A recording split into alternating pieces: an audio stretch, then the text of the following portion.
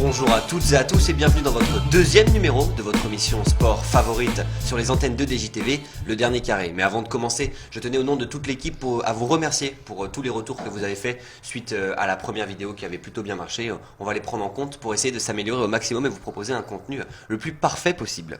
Alors cette semaine, même équipe, même chronique, mais sujet différent. Et au sommaire cette semaine, dans les 60 secondes chrono, nous allons parler de tennis, plus précisément de l'Open d'Australie. Et messieurs, vous avez choisi des chouchous, vos petits joueurs que vous allez apprécier regarder pour la compétition.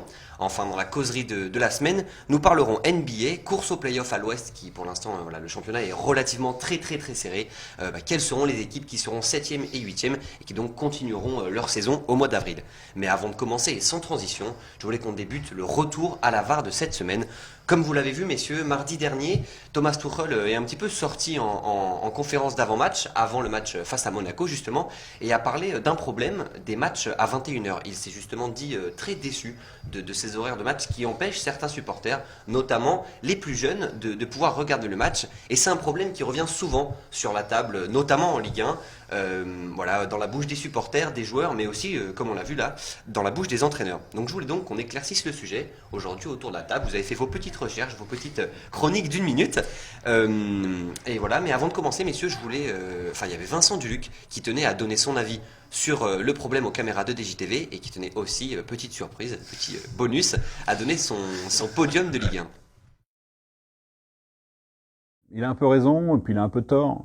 Il a un peu raison parce qu'on a tous été gamins et on a tous eu l'interdiction de regarder la deuxième mi-temps à la télé. Donc oui, ça c'est frustrant. Mais en même temps, c'est une vision assez anglo-saxonne du foot. La culture anglaise et allemande, c'est que les matchs ont lieu l'après-midi. En même temps, les Allemands, ils mangent à 6h10. Donc on peut pas...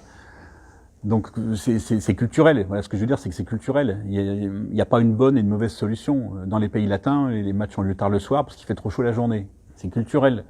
C'est aussi parce qu'il fait froid au nord que les équipes... Nous, on est au milieu. On est entre l'influence latine et l'influence anglo-saxonne. Donc parfois c'est tard le soir et puis parfois c'est tard le soir.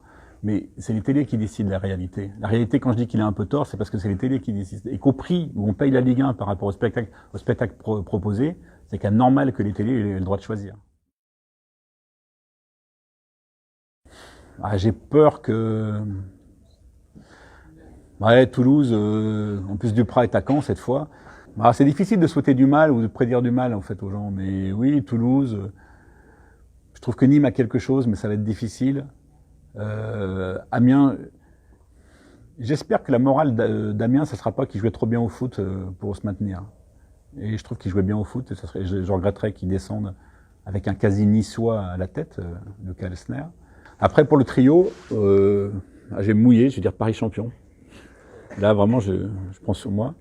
Je pense que l'OM est quasiment sûr d'être sur le podium. Et que le troisième, je croyais à Monaco, puis j'en sais rien. Il y a un peu Lyon, il y a un peu Lille, qui va gagner 1-0 ses matchs en jouant comme des sagouins. Non, je sais pas. La troisième place, c'est difficile. Mais je suis pas sûr que l'OM finira deuxième. Je suis pas sûr de croire à Rennes encore, même si c'est une bonne équipe. Mais je pense que ça peut être la mauvaise année de Lyon, et c'est pas arrivé depuis plus de 20 ans. Vous venez donc de voir Vincent Duluc derrière votre écran. Je tenais à le remercier pour le temps qu'il a accordé à l'EDJ, mais aussi à Maxime Lequeux et à Arthur Glory qui ont eu la chance de l'interviewer. Donc maintenant, monsieur, à vous la parole. Et c'est à Valentin de commencer. Vous vouliez parler des droits télé qui justement ont une influence directe sur ces horaires de match. C'est ça, alors en France, les droits TV ont vraiment explosé en 2017 avec l'arrivée de Neymar. Alors il a presque à lui tout seul fait passer les droits TV de la Ligue 1 de 780 millions d'euros à 1,1 milliard. Et c'est Mediapro qui a touché le gros lot en investissant 780 millions pour la Ligue 1, en pouvant diffuser 80% des matchs. Alors les week-ends Ligue 1 ont été totalement repensés à partir de l'année prochaine. On aura un match le vendredi à 21h, un match le samedi à 17h, un autre à 21h qui sera lui sur Canal+, Il y aura 7 matchs le dimanche, 1 à 13h pour satisfaire le marché chinois effectivement, 1 à 15h, 4 à 15h pardon, 1 à 17h sur Canal+. Et la grande affiche du dimanche soir sera maintenant sur Mediapro, l'abonnement qui coûte 25 euros. On a presque l'impression que maintenant il faut être riche entre guillemets pour regarder du football en France parce que on doit payer presque 70 euros pour avoir accès à la totalité du gratin.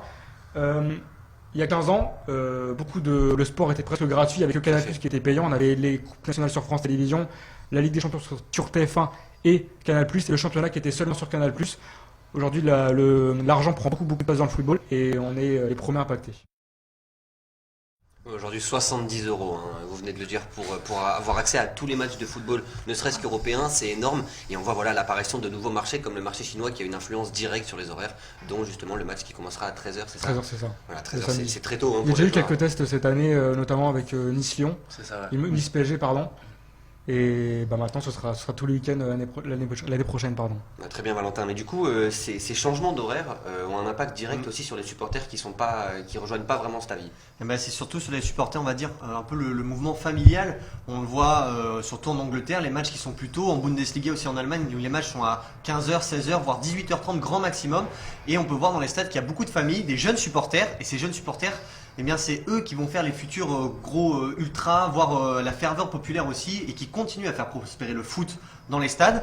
Donc le problème aussi, qui est un autre problème en dehors de la famille, c'est le problème du parquage. Quand on va à un match, par exemple le dimanche soir à 21h pour le moment, les visiteurs, les supporters visiteurs, eh bien ils peuvent sortir du parquage qu'à partir de minuit et demi, 1h du matin. Alors ceux-là, bien sûr, sont un peu moins impactés puisqu'ils sont vraiment dans le cœur, dévoués pour le club, mais ça peut refroidir quelques personnes. Alors après, avant de changer avec Mediapro dans les prochaines années, Canal+ a tout misé sur le dimanche soir, l'affiche de 21h, il y a Canal Football Club juste avant, et c'est pour ça aussi que ces dimanches soirs à 21h, ça ne bouge pas trop. Voilà, et justement, ça pose problème aussi. On l'a vu en Europa League, des matchs qui sont très tôt, avec des stades totalement vides. C'est pas une belle affiche pour le football en général. Donc ça pose problème, voilà, des supporters, des jeunes supporters qui ne peuvent pas se rendre à 21h au stade. C'est tout aussi simplement. une question de culture. La culture anglaise et allemande est totalement différente de la mentalité française. Et justement, voilà, bonne transition, merci. Les horaires des matchs à l'étranger sont parfois totalement différents. Et Loïc, vous avez enquêté, si je peux me permettre, sur ça. Bah oui, exactement, on y vient. Si les matchs à 21h choquent autant Tourelle, c'est parce qu'aussi il vient d'un pays où on joue quasiment que dans l'après-midi. Il faut regarder ce week-end les matchs le samedi et le dimanche. Le plus tardif est à 18h30, comme en Angleterre d'ailleurs. On a le même système. Alors on sait que c'est pour ouvrir le marché asiatique, pour que les Chinois, entre autres, puissent regarder les matchs. Après, dans les 5 grands championnats, en Italie par exemple, c'est quand même différent. On joue encore à 20h45, 21h. Il y a des matchs de plus en plus tôt dans l'après-midi, mais on est un peu sur le même système qu'en France. Les pires dans la catégorie, c'est les Espagnols. Évidemment, ils mangent plus tard, les boutiques ferment plus tard. Donc, on peut même voir des matchs à 22h parfois. C'est vraiment tard. Ça fait des sorties de stade après minuit, comme le disait Hugo d'ailleurs tout à l'heure. Bon, après, voilà, c'est une culture différente. Ils se lèvent moins tôt, ils commencent un peu plus tard le travail. Mais voilà, on peut voir donc que la France est critiquée pour ses matchs à 21h. Mais voilà, il n'y a pas que en France qu'il y a des problèmes un peu comme ça. Ouais, comme vous l'avez dit, c'est aussi une histoire de culture, les cultures qui sont différentes. En Espagne, les matchs sont plus tard, mais il n'y a pas forcément de contestation parce que ça rentre dans la société. À la fin de cette chronique, j'aimerais qu'on débatte justement sur justement, voilà, l'horaire du dimanche soir, 21h pour la grosse affiche. Mais avant ça, Alex, vous teniez vous à donner votre avis. Vous n'êtes pas d'accord totalement avec ce qu'a dit Thomas Tuchel? Je trouve que l'entraîneur parisien a pointé du doigt des problèmes sans vraiment donner de solution parce que, comme il a dit, il vient d'une autre culture et en France, on ne peut pas faire comme en Allemagne ou en Angleterre où, par exemple, rien que sur l'affluence des stades et sur les gens qui regardent les matchs à la télé, ils sont 2 fois plus que nous.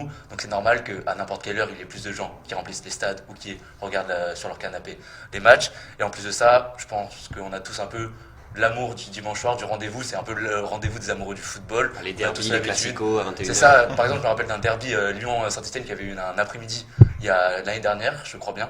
Et la ferveur autour était totalement différente, il n'y a pas le départ des joueurs. On l'a senti tout simplement, donc c'est pour ça. Après, attention, pas tout est à jeter pour moi dans le discours de Tourelle. Comme il a dit, ça serait bien d'ouvrir les matchs aux plus jeunes, et c'est là que la réforme proposée par la Ligue, et je trouve, est un premier pas, et qui devrait justement un peu aider les jeunes à regarder le football. Voilà, mais justement, il parlait des matchs aux horaires tardifs, mais pas seulement en Ligue 1, aussi voilà, par exemple en Coupe de France, quand il y a une équipe de Ligue 1 qui affronte une équipe de 4e division et que le match commence à 21h, Là, voilà, c'est compliqué, le match il est juste pour les supporters. Voilà, je sais pas si vous avez un avis sur 21h05, même parfois on a Ouais, vu des matchs exactement. à 21h05 Bah, en le semaine, match, c'est quand même le match n'importe Lyon quoi. de la Coupe de la Ligue de cette semaine a commencé à 21h15. Donc voilà. Voilà, est-ce que vous seriez, voilà, pour le mot de la fin, oui ou non, on a l'habitude un petit peu maintenant dans l'émission, finir pour voilà, un match de 21h décalé un petit peu plus tôt, par exemple à 20h30 ou à 20h pour permettre à plus de gens de le regarder. Oui, bien sûr, moi je suis totalement Loïc, pour, totalement il faut pour. avancer. Hugo, le match. 20h, oui, pour la famille. Oui, voilà, totalement, c'est les familles qui sont importantes, voilà, c'est les premiers supporters. C'est les futurs supporters. en fait, Exactement, c'est ça le principal. exactement. Pas plus que 20h alors. Pas plus que 20h, vraiment, c'est bon, on coupe la poire en deux. J'avais déjà eu le test il y a un an, il me semble. Les matchs avaient été décalés à 20h45 et ça avait duré très très peu de temps. Ils étaient tout de suite repassés à 21h. Mais je pense que la culture française fait que les gros matchs du dimanche soir sont à 21h. Après voilà, il faut noter que ça fait 38 ans que le match du dimanche soir est à 21h et je pense que ce n'est pas prêt de changer. Et donc pour cette chronique des 60 secondes chrono, pas de problème d'horaire puisque les matchs sont la nuit et que du coup on peut pas les regarder. Et non le matin après voilà, mais c'est pas des matchs à 21h. Donc voilà, les 60 secondes chrono sont introduites. Messieurs, je voulais qu'on parle de l'Open d'Australie et vous avez chacun choisi, mis à part Hugo qui portera la casquette de Monsieur Stade, vous avez chacun choisi un joueur que vous attendez de voir dans la compétition. Et sans plus attendre, on commence tout de suite avec Loïc, c'est Medvedev qui vous intéresse. Oui, Arthur Daniil Medvedev n'est pas alors le favori ultime non plus de l'Open d'Australie, mais pour moi c'est celui qui a le plus de chances d'aller titiller le Big Free et d'aller chercher pourquoi pas une finale. Alors ses points forts pour moi, déjà il a un gros service. C'est le spécialiste de la matière, c'est un spécialiste du dur. Il a un revers qui est tellement bien réglé qu'il fait très très peu de fautes.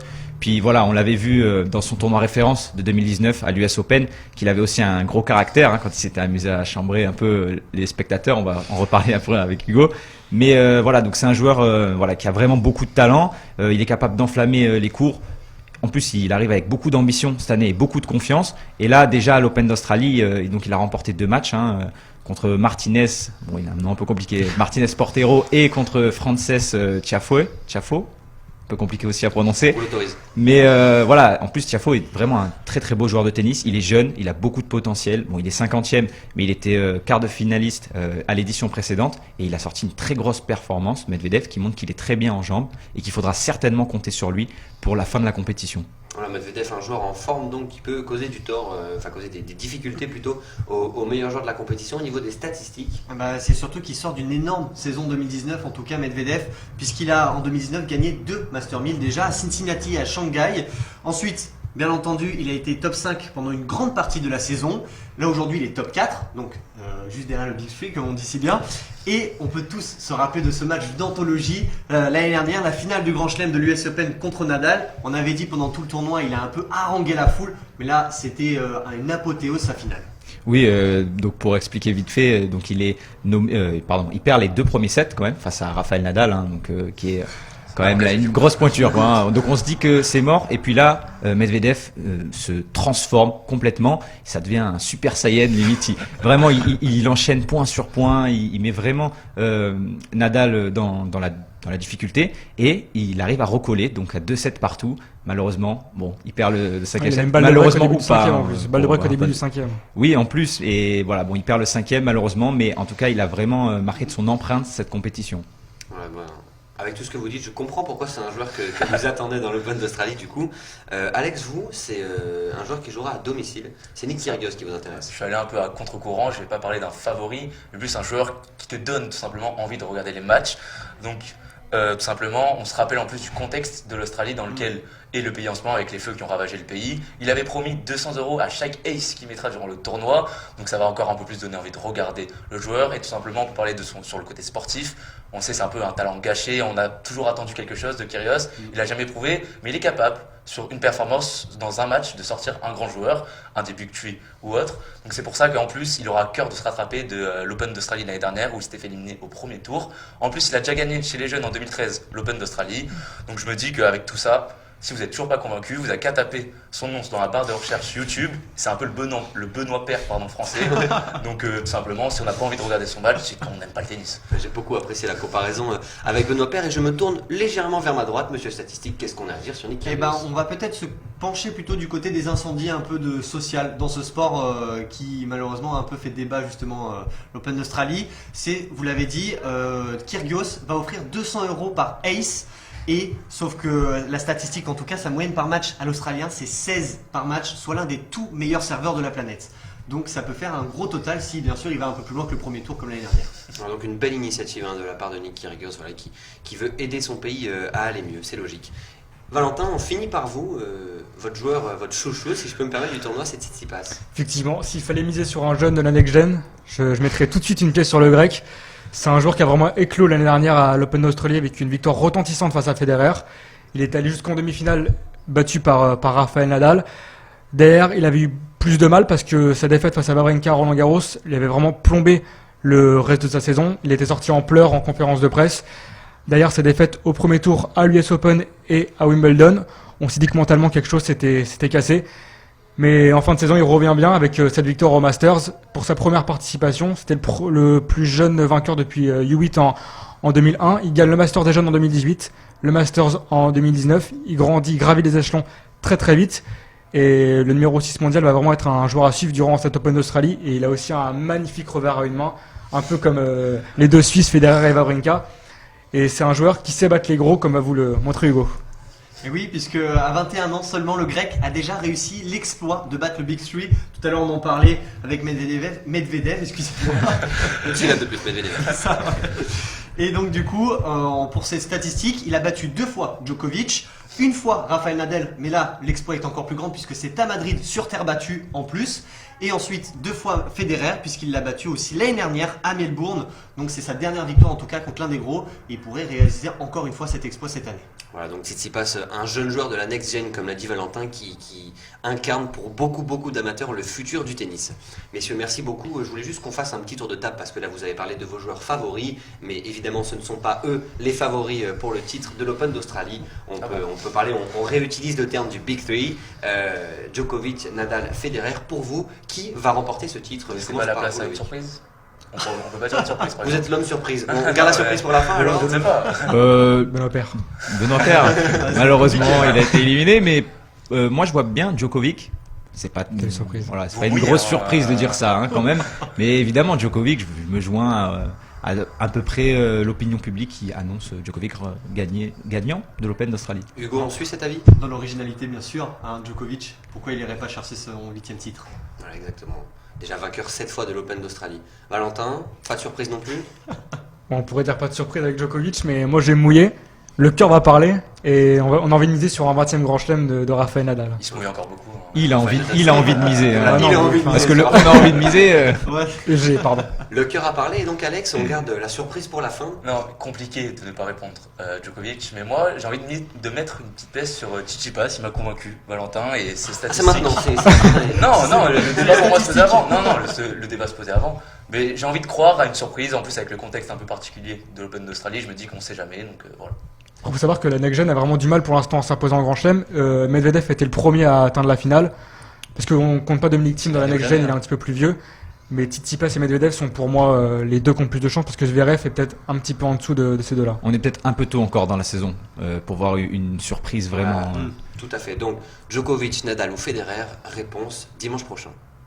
Messieurs, nous étions donc en Australie pour l'Open tout simplement. Je vous propose de traverser le Pacifique et de rejoindre la NBA, les États-Unis, pour parler playoff dans la causerie de cette semaine. Alors voilà, les playoffs approchent justement et le classement de la conférence Ouest est pour l'instant très serré. La 7e et la 8e place sont extrêmement disputées et je voulais qu'on commence ce débat en parlant de la franchise des Spurs de San Antonio qui pour l'instant est un petit peu en galère sur cette saison, voilà, qui sont 8e pour l'instant grâce à leur match cette nuit à l'heure où j'enregistre face aux Pelicans. Mais voilà, les Spurs, est-ce qu'ils participeront cette année aux playoffs encore une fois parce que une saison sans playoffs pour la franchise n'est pas arrivée depuis 96-97. Hugo, la parole est à vous. Alors oui, effectivement, vous l'avez très bien dit, les Spurs sont repassés 8e à l'Ouest grâce au match gagné dans la nuit de mercredi à jeudi contre les Pelicans. Il y a eu un petit peu de frayeur avec Zion, on en parlera plus tard. Mais peut-être que les Spurs vont aller en play-off. En tout cas, ça fait depuis quelques années qu'on dit qu'ils sont morts, que c'est la fin d'une ère, la fin de Tim Duncan, la fin de Manu Ginobili, la fin de Tony Parker. Beaucoup se disaient déjà même quand ils étaient tous les trois encore sur le terrain que c'était fini. Finalement non, il y a un groupe qui est le plus jeune sous l'ère Popovic déjà. Et il profite aussi d'un bilan qui est très faible quand même à l'Ouest, en dessous de la 6e place. Alors ça peut jouer les playoffs, mais est-ce que c'est pas mieux plutôt de se reconstruire un petit peu mieux en étant 9e, 10e pour les prochaines années? Le coach qui a une influence sur certains joueurs, Loïc. Oui, et puis justement, il a réussi à créer une très belle dynamique. En ce moment, les Spurs jouent vraiment bien au basket. Il y a quelques semaines, c'était différent. Maintenant, ils ont une belle série, notamment avec le facteur X, DeMar DeRozan. Je crois qu'Alex est encore mieux placé. DeMar DeRozan qui a vraiment changé le visage des Spurs. Rien que ça, sur les 12 derniers matchs, il a enchaîné plus de 25 points et 50% de réussite au shoot. C'est-à-dire qu'il a été que bénéfique pour son équipe. Et je pense que c'est en grande partie grâce à lui que les Spurs, aujourd'hui, sont de nouveau dans la course à playoff et je pense même participeront aux playoffs en fin d'année. Donc tout à fait, DeMar DeRozan, un début de saison plutôt compliqué, plutôt critiqué, mais là il revient. Alors toujours pas de shoot à 3 points pour le joueur, Non, mais une meilleure adresse et au niveau des statistiques, je crois que ça se ressent, Valentin. Ça, c'est 22,5 points de moyenne par match, 5,6 rebonds et 5,3 passes décisives. Voilà, donc un joueur totalement complet qui permet de faire du bien à l'effectif de San Antonio. Mais messieurs, ce n'est pas la seule franchise qui est dans le débat des playoffs. Il y a justement OKC qui est 7ème et Memphis qui vient de repasser 9ème justement derrière les Spurs. Est-ce que OKC peut tenir? Est-ce que Memphis peut, malgré son effectif jeune, prétendre à une 8ème place? OKC a quand même aujourd'hui quelques victoires d'avance. Ah, pour Nous sommes à la moitié de saison, il reste Voilà, quand même une 40 évidemment. Évidemment. Mais ils ont quand même C'est là un qu'ils petit ont. matelas. Et Enfin, ils ont quand même des joueurs donc quand même qui sont très bons, qui sont très forts en ce moment avec Shai Gilgeous-Alexander qu'on a parlé dans la dernière émission et aussi Chris Paul, qui sortent vraiment des grosses performances. L'avantage, c'est la jeunesse accompagnée à l'expérience, parce qu'on a du Shai Gilgeous-Alexander qui prouve beaucoup, accompagné de Chris Paul et de Steven Adams qui ont l'expérience justement des playoffs. Après, Steven Adams, on pense qu'il est vieux, mais il a Toujours seulement là. 25 ans. Ouais, donc, exactement. faut faire attention Mais il a avec de l'expérience en playoff. Bien sûr, il a son expérience là, et puis il a l'expérience d'avoir vraiment joué les premiers rôles quand il y avait Durant, quand il y avait Russell Westbrook. Donc ça change un peu sa vision de vie. Après, ils ont quand même 6 victoires d'avance sur les Spurs qui sont 8e. Ça laisse quand même un matelas assez confortable quand on voit les mois de la mort qui arrivent en février pour quasiment toutes les équipes de l'Ouest, où ils vont tous faire des rodéos triples. Et c'est là, à ce moment-là, qu'on va voir vraiment à la fin du mois de février si ces équipes-là sont encore pilotables. Voilà, tout à fait, c'est à ce moment-là que justement l'expérience compte, et justement c'est là où Memphis, Ça. selon moi, va peut-être être un petit peu limité dans le sens où leur effectif est bon, mais quand même très très jeune. J'ai plus peur pour Memphis que pour OKC. De 1, OKC a un bon matelas d'avance et Memphis est encore plus jeune qu'OKC, même si c'est compliqué. Donc je vois des équipes comme les Spurs ou même Portland réalisés qui ont l'habitude de faire des campagnes en playoff. Portland, c'est 2 fois 3e dans les 2 dernières années. Donc vraiment, je pense que ça va être compliqué pour Memphis, mais pour OKC, je pense que ça devrait le faire cette année. Et pour revenir justement sur les deux franchises dont on parle, OKC et Memphis, au niveau des statistiques, leurs meilleurs joueurs, au niveau des points, qu'est-ce que ça donne, Valentin? Alors côté OKC, c'est Shai Gilgeous-Alexander qui a 19,8 points de moyenne par match, 5,9 rebonds et 3,1 passes décisives. Presque 20 points pour une année de sophomore. C'est ça. Et côté Memphis, c'est Ja Morant avec 17,9 points de moyenne par match, 3,5 rebonds et 7 passes décisives. Un chef d'orchestre, Ja Morant dans l'équipe de J'aurais Memphis. j'aurais bien voulu amener mon maillot, mais il est encore en expédition. Pour la prochaine émission peut-être. Le maillot. Ja Morant, Vancouver Grizzlies. Oh là là, le maillot Bien rétro, sûr. c'est incroyable. Très bon choix. Donc voilà, Ja Morant, voilà justement le chef d'orchestre de cette équipe qui, même s'il n'a pas une énorme moyenne de points, c'est une machine à highlight, Ah, il est c'est incroyable. des énormes passes décisives, Rookie etc. de l'année, sûrement. Voilà, probablement Oui. rookie de l'année. Bien sûr. Même si, Un autre débat, même si- et la transition, messieurs, est faite. Zion, est-ce que Il fait très peur.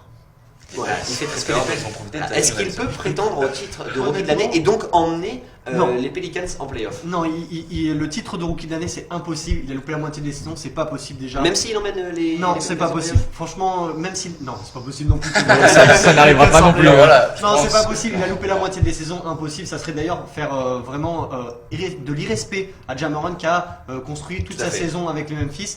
Mais par contre, il fait vraiment très très peur. Hier, premier match en NBA contre les Spurs. 22 points, 4 sur 4 à 3 18 points. Alors, de mais jeu. c'est En surtout 18 comment minutes, est-ce qu'il a fait. C'est-à-dire qu'il fait ses 3 premiers cartons, il s'échauffe un petit Crescendo. peu, il fait ses 5 paires de balles, voilà, parce que c'est bienvenu en NBA bien sûr. Et puis les Spurs, comme à leur habitude, le 4e quart, ils perdent leur avance de 15 points. Et là, qu'est-ce qu'il fait? Le jeune Zion Williamson, 130 kilos et 2 mètres, et puis il va balancer 4 sur 4 à 3 points. Et là, on prend tous très très peur en mettant 22 points, dont 17 dans le 4e quart. Moi j'aimerais juste, on a un peu parlé des Pels, mais il y a aussi une autre équipe que je pense à l'Ouest peut faire la surprise, c'est les Suns tout simplement. Je pense qu'on n'en parle pas assez, on a vu leur très très bon début de saison mais sur seulement 15 matchs. Et le problème des Suns c'est les blessures, leur 5 majeur n'a été aligné que 10 fois cette saison.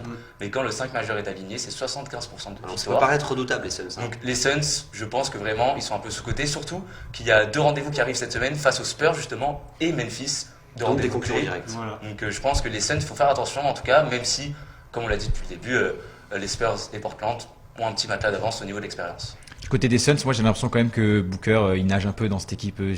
Même si c'est vrai que le 5 n'a pas été souvent aligné ensemble, j'ai l'impression vraiment que si on enlève Booker dans cette équipe, Ça il change reste à ce plus player, grand enfin. chose quand même. On a déjà enlevé Ayton qui a pris une petite Ouais, suspension c'est ça. pour quelques drogues et Produits quelques dopants. dopages. Voilà, tout à fait. Donc les Suns Petit c'est peu compliqué parce qu'un effectif très très emmondré par les blessures et par Trop les jeune problèmes aussi. par les problèmes de ligue. Je voulais juste qu'on parle au niveau des statistiques de Portland parce que quand même Portland ça surprend cette saison, une équipe avec beaucoup d'expérience qui a éliminé on se rappelle OKC l'année dernière Quel match. avec le bye-bye de Damian Lillard. Au niveau des statistiques, qu'est-ce que ça donne Portland cette saison Alors c'est 19 victoires et 26 défaites, un bilan à domicile qui est égal, c'est 10 victoires, 10 défaites. Par contre à l'extérieur c'est beaucoup plus compliqué avec seulement 9 victoires et 16 défaites au compteur. Ça des, fait mal au des- cœur de des le défaites contre beaucoup de petits clubs.